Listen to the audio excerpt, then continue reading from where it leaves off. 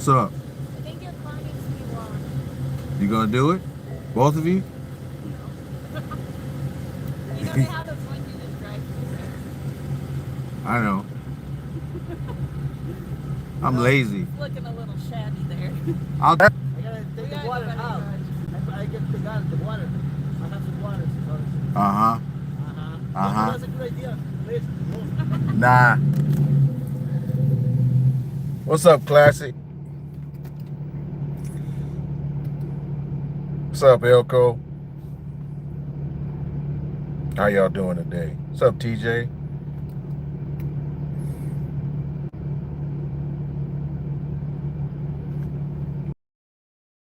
How y'all doing today? I thought about doing a video. Yeah. People come up whenever they see me over here in this neighborhood. Man, people be just happy to see me. I ain't nobody. I'm just me. But yeah, I was gonna do a video on this. What's up, Daniel? Long time no see, man. Man, my day is good. I can't complain. I want to complain, but I can't sound defeated. I can't look defeated, and I can never be defeated. I can't be like that, y'all. I, you know, there's some things that go on, and man, I tell you, from uh, the immigration stuff to the car stuff to shit, just life. But I'm making this to let you guys know, man, I feel defeated right now. I feel real defeated. I didn't I prepared just about everything with this 7 series. Now, when you when you go to a dealership and you spend, what's up, randomness 34? How you doing today? Welcome to the live. Um, when you go to a dealership and you spend money, I don't care if it's $10,000 or $300,000. You go to a dealership and you spend your hard-earned money on a vehicle. You do not expect the problems that I have had since ownership. Now, I will say that, well, I won't say 70,000 miles. I'll say that so this is what I have understood about European cars. Number one, European cars were not meant for certain climates. Once again, they were not meant for certain climates.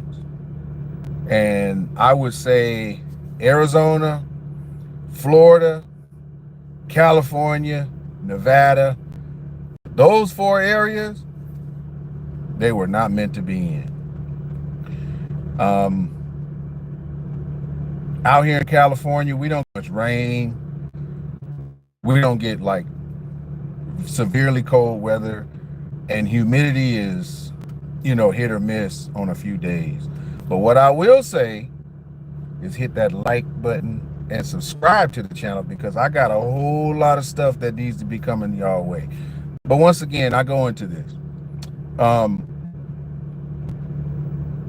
the BMW game, and not gang, I said game, GAME, uh, is very interesting and it's changing. So, y'all know that I have BMWs all the way from 1982 in my collection. Now, the 82 BMWs on up to, I would say, 2000 that I have with V8s and V and 6 cylinders, because they don't make V6s, they make straight sixes. Um, I haven't had the problems that I have had with this particular one. Now, with this particular one, it's a 750, but it's got the N63 twin turbo. The first thing that's weird about this motor is, as y'all know, with a normal V8 or 6 or any type of engine, the intake manifold's at the bottom. I mean, the intake manifold is at the top, and the exhaust manifold is at the bottom. Now, yeah, Duro 20, you're right. With this particular engine, the intake manifold is made of plastic. Once again, it's plastic. There's a hose that comes in the intake manifold that goes all the way up to where the intake is for PCV. Hey, what's up, Bijan? Now, there's a bunch of plastic. The intake manifold is made of plastic. LS motor intake manifold is made of plastic. I mean, that's fine. However, of having this vehicle, I have gone through valve stem seals. Now, luckily, I was able to, since I bought the car brand new, I was able to sneak under the radar with the dealership. Hint, hint, when you get in good with people, keep them by your side. Don't ever mess them over. Don't ever screw people over that can help you later on. Don't ever screw people over, because if you do, you lose out. Anyway, I was able to sneak in under a class action / warranty extension program that they had. And they did about, I think the bill came out to like $17,000.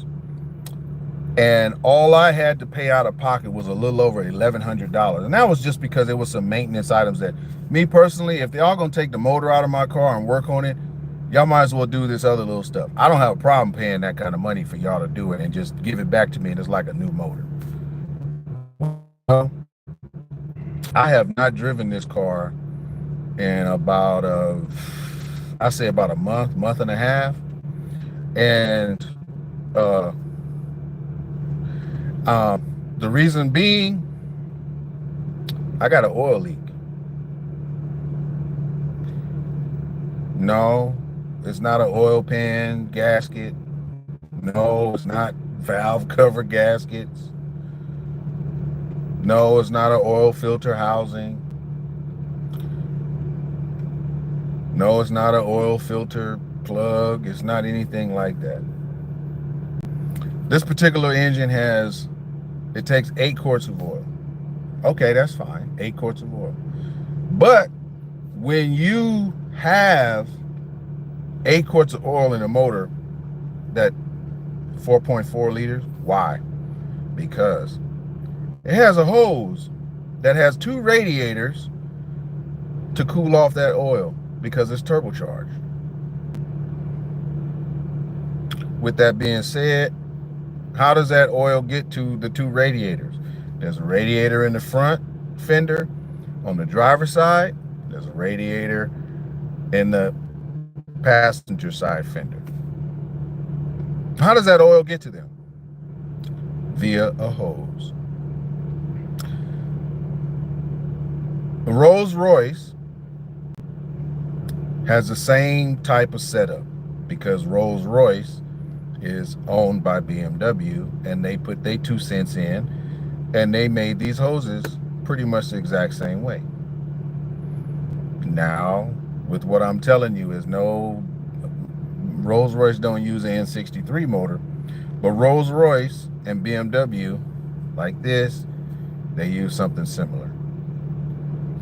They use rubber hoses with the press fittings. Now, I got mine running right now. I might be able to show y'all, but I'm gonna get out. I got oil in it, and it has been parked in this neighborhood because I'm not gonna drive it because I do not want to have to replace the engine. Maybe y'all can see it.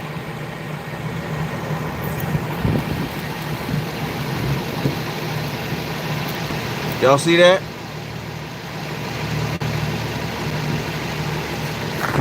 Y'all see that oil leaking out there? That's a pool of oil there. That's a drip.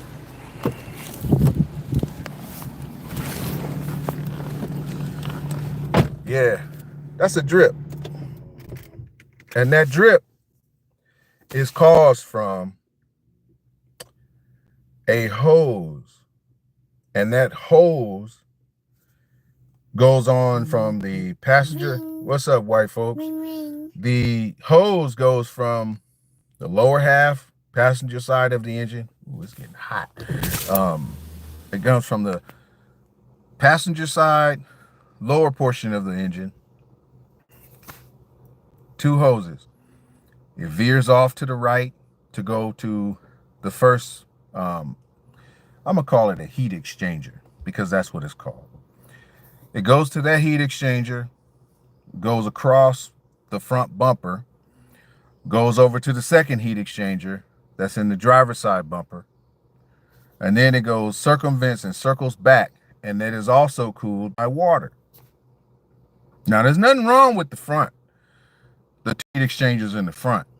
There's nothing wrong with those because if y'all saw my live that I did, I did the Vanos solenoids, I did all the hoses for coolant and everything else. They always go. I'm defeated. Why? Because in order for me to check out that hose, now the hose is not expensive. The hose is, I think it's like $300 some. I don't care about that. The hose comes from like I said, it comes from the passenger side near in the bottom. It runs literally alongside of the block. It veers across over to a small heat exchanger on the passenger side fender. It also goes around to the driver's side and carries oil around, and then, you know, of course, to the engine, to the turbos and whatnot. The portion that I feel defeated in is because taking the bumper off to get to the hoses, that's not a problem because my E65 7 Series BMW, I have to take the whole front bumper off just to change out two little bulbs that light up the angel eyes. I don't care. That's not the problem. That's not my problem. My problem is I have to lower the subframe to get the hoses back in because I can cut the old ones and remove it. It's getting the new hose in. There's no way for you to snake it through. There's no way for you to just get it on there without having to remove the sub. We'll take the subframe down. And I looked at how it's on there. Y'all, I don't have the time to have this thing sitting up for me to just take down a subframe. And I want to do something else. So at this point, I'm defeated. I'm pretty much just going to pay somebody to fix it for me, which I don't really want to do. I don't want to be at someone else's mercy, but I have somebody that I have dealt with before. And, you know, with me, if I recommend somebody, it's because I've used a service or I know them and have used a service and I refer them. So this particular person right here, it's going to cost about $2,000. The dealer wants a little over $5,000 to do this job because of the amount of hours. With that being said, y'all, I feel defeated because I'm not able to molest my car the way that I want to molest it. And I'm not able to get the satisfaction in knowing that I can get in here and replace all of this stuff by myself. But at this point, the stuff to replace after these hoses are easy to get to. All I have to do is get to the fender well, and they come off when you take the fender well liner out. The hoses is my main concern. So I just wanted to get on here and do a live instead of doing a video and showing all of that. Y'all saw the oil leaking out the bottom.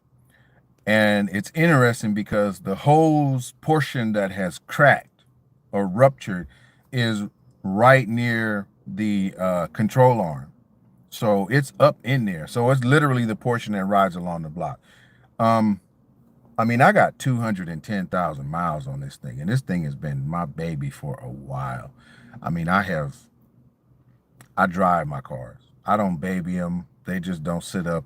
You know, if Range Rover, I don't care what it is. I'm not going to princess and baby this thing. But I thank you guys for tapping in with me. We got 14 people. We have about 28 people on here. I must have got a little boring or something. But anyway, um, I feel defeated, y'all. I'm not going to say that BMW let me down because I got 210,000 miles and I'm still kicking. There's a lot of BMWs I have seen in the junkyard that got under 100,000 miles because of what? They didn't maintain it correctly. They, you know, oil is your biggest culprit of something wrong with your car. Oil and water. Most people, they get in the car because last thing I'm gonna share with you guys. These BMWs, as he said in there earlier, the hot V. Yeah, it's a hot V. Why is it a hot V? Because the exhaust manifolds at the top, intake manifolds at the bottom. Turbos sit right in the valley area of the exhaust manifold. So you can just imagine how much heat is right there. Um, yeah, classic, right? Those lurkers and haters. But anyway, um, for me to do the job, I would have to lower the subframe. And I'm not prepared to do that, nor do I feel like doing it because I, I might as well pay somebody to do that type of stuff. So, and also to get those hoses off, it's just those hoses. There's nothing else there that I can't get to. But y'all see the oil. Car been sitting, neighbors pulled up, and they was like, hey, it's unlike you to have a dirty car. I was like, have you seen it move lately? And they was like, no. And I said, yeah, I got a problem. What's up, Tulu? Um, nah, they ain't gonna make it to Modesto. Real quick before I end this, I did not know it was that bad, but what ended up happening is I was driving, and I've got it now to where it's about 750, maybe 830 miles. I'll have to add a quart of oil because it burns off really fast. And so I was driving into a customer and it said oil level low. So I was like, all right, I'll get there. And then usually I got about 30 some odd miles. Maybe 3 miles later, it turned red from yellow. Let me show y'all what I'm talking about. I don't think it'll let me crank it up real quick. Let me show y'all what I'm talking about. Because there's no dipstick. There's no dipstick. So this portion, oh shit. So it's this portion right here. It will turn, this portion right here turns green when it's full. But it got down to where it was at yellow, and it actually went to where it was red. And when it turned red, I was like, I've never had that happen. So I went and got me a quart of oil from the gas station. I put the oil in. It went up and it was fine. So I figured I was good. Left that customer, started going home, and I wasn't far. I was maybe like 12 miles away from home, and I appreciate that, classic. Um, the light came on again. It came on again, telling me low oil. So I'm like, okay, well maybe it's just the unit that reads how much oil is in it. I was like, let me go ahead and order that. And then I said, nah, let me really check that out and see what it is, because it wouldn't go red for me. I cranked the car up, looked up under it. The oil was just pouring out of it, just like what you guys saw. So BMW N63 owners, maintain your car. As 87 says, know your car. And by me knowing that the unit that monitors the oil levels was not bad because it wasn't anything going on, let me know like I need to check. And I check, lo and behold, ruptured hose. So once again, I feel defeated because I will not be able to complete this task. I appreciate each one of you guys. I'm gonna get off here. Let you guys enjoy the rest of y'all's Friday. I appreciate y'all for the likes. I appreciate y'all for tapping in with me. And I know y'all ain't seen me in a minute, but I've been doing some things, and I'm gonna tell y'all this ain't gonna be one of them. So y'all have a good rest of y'all day, and we'll talk soon. Thank you guys.